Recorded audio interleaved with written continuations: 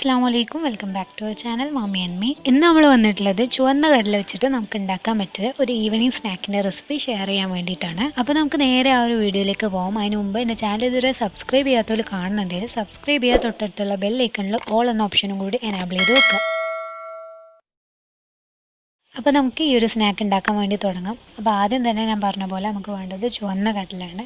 ഈ ഒരു കടല ഞാൻ ഒരു രാത്രി ഫുള്ള് നന്നായിട്ട് സോക്ക് ചെയ്ത് എടുത്ത് വെച്ചിട്ടുള്ളതാണ്. ഇനി നമുക്കിതൊരു ജാറിലേക്ക് മാറ്റാം. നമുക്കൊന്ന് ക്രഷ് ചെയ്ത് വരണം. നല്ല പേസ്റ്റാക്കൊന്നും വേണ്ട, ഒന്ന് ക്രഷ് ചെയ്തെടുത്താൽ മതി. ഇനി ഇതിലേക്ക് നമുക്ക് കുറച്ച് വെജിറ്റബിൾസ് ആഡ് ചെയ്ത് കൊടുക്കാനുണ്ട്. ഞാൻ ആദ്യം തന്നെ ഒരു ഉള്ളി ആഡ് ചെയ്തിട്ടുണ്ട്. ഇനി ഇതിലേക്ക് നിങ്ങളെ എരിവിനനുസരിച്ചുള്ള പച്ചമുളകും അതേപോലെ പിന്നെ വേണ്ടത് നമുക്ക് വെളുത്തുള്ളിയും അതേപോലെ ഇഞ്ചിയാണ്. വെളുത്തുള്ളി ഞാൻ കുറച്ച് കൂടുതൽ എടുത്തിട്ടുണ്ട്.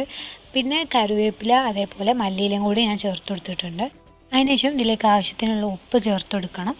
അതേപോലെ നിങ്ങളെ എരിവിനനുസരിച്ചുള്ള മുളക് പൊടി, മഞ്ഞൾപ്പൊടി, പിന്നെ വേണ്ടത് മല്ലിപ്പൊടിയാണ്. ഇത്രയേ ഉള്ളൂ മസാല ഐറ്റംസ്. ലാസ്റ്റായിട്ട് നമുക്ക് ഇതിലേക്ക് വേണ്ടത് വലിയ ജീരകമാണ്. അതും കൂടി നമുക്ക് ആഡ് ചെയ്തിട്ട് നന്നായിട്ടൊന്ന് ക്രഷ് ചെയ്തെടുക്കണം. അപ്പം നിങ്ങൾക്ക് നല്ല പേസ്റ്റായിട്ട് കിട്ടണമെങ്കിൽ അങ്ങനെ ക്രഷ് ചെയ്യുക. ഞാൻ ഇപ്പോൾ കുറച്ച് കടിക്കാൻ കിട്ടുന്ന ആ ഒരു രീതിയിലാണ് ക്രഷ് ചെയ്തെടുത്തിട്ടുള്ളത്. ഇനി ഇത് നമുക്ക് വേറൊരു ബൗളിലേക്ക് മാറ്റി കൊടുക്കാം. അതിനുശേഷം നമുക്കിതിലേക്ക് ഒരു പിഞ്ച് ബേക്കിംഗ് സോഡയും കൂടി ആഡ് ചെയ്ത് കൊടുക്കാം. എന്നിട്ട് ഇത് നന്നായിട്ടൊന്ന് മിക്സ് ചെയ്തെടുക്കണം.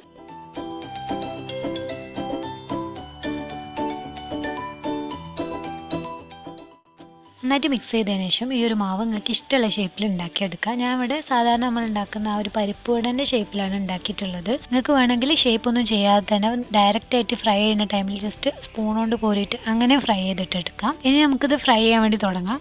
ഓയിൽ നന്നായിട്ട് ചൂടായി വരുന്ന ആ ഒരു ടൈമിൽ നമുക്കിതിലേക്ക് ഓരോന്നായിട്ട് ഈ ഒരു സ്നാക്ക് ഇട്ട് കൊടുക്കാം.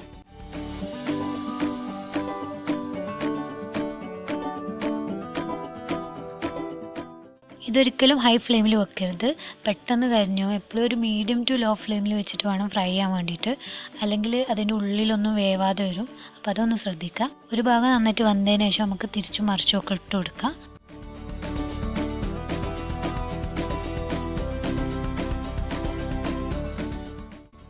ഇതിപ്പോൾ റെഡി ആയിട്ടുണ്ട്. ഇനി നമുക്കിത് ഓയിലിൽ നിന്ന് മാറ്റാം.